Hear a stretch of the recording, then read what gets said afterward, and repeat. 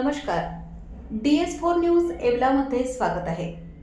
येवल्याची पैठणी संपूर्ण जगभरात प्रसिद्ध आहे आणि याच ऐतिहासिक पैठणी नगरीत राष्ट्रीय हातमाग दिनानिमित्त एका अत्यंत उत्साही वातावरणात भव्य पालखी मिरवणूक काढण्यात आली. हातमाग उद्योगाचा वारसा जपणाऱ्या या मिरवणुकीत महिलांनी विशेष आणि लक्षणीय सहभाग नोंदवला.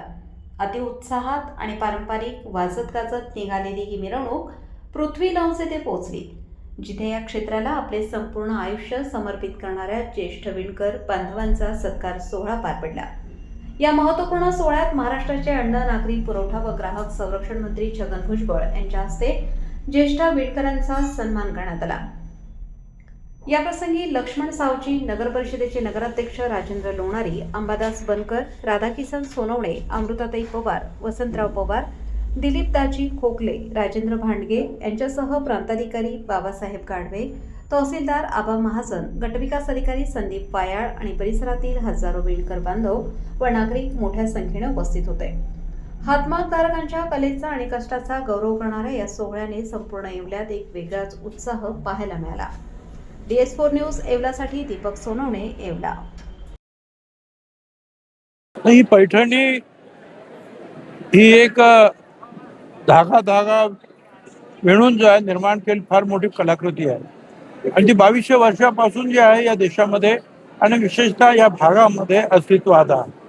सगळ्यात जास्त पैठणी ज्या आहेत या येवल्यामध्ये तयार होतात. आज 12,000 विणकर जे आहेत या उद्योगामध्ये आहे. 12,000. आता जवळजवळ 500 दुकानं आहेत. त्या विणकरांना सुद्धा जे आहे महिलांना वर्षाला एक उत्सव भत्ता म्हणून 15,000 रुपये, पुरुषांना 10,000 रुपये आपण देतो आहोत आणि आता पेन्शन सुद्धा त्यांना द्यावी यासाठी सुद्धा आपण प्रयत्न करतो आहोत. इथे रेशीम पार्क उभं राहावं जेणेकरून ह्या पैठणीसाठी लागणारा जो कच्चा माल जो आहे तो इथे निर्माण होईल. त्याच्यावर जे काही प्रोसेसिंग होतं ते सुद्धा इथेच करायचं. सगळ्या गोष्टी ज्या आहेत एकाच ठिकाणी या येवल्यामध्येच झाल्या पाहिजे. त्या दृष्टीनं एक प्रपोजल आपलं सरकारनं पास केलं 12.5 कोटी रुपयाचं आहे. त्याच्यावर आपण काम करतो आहोत. त्याचे जे आहेत कन्स्ट्रक्शन्स वगैरे जे आहेत बिल्डिंगचं काम झालेलं आहे. पुढचं काम जे आहे त्या वेगवेगळ्या मशीन्स आणणं आणि लोकांना सुद्धा शिकवणं हे याच्या पुढे जे आहे आपण करणार आहोत.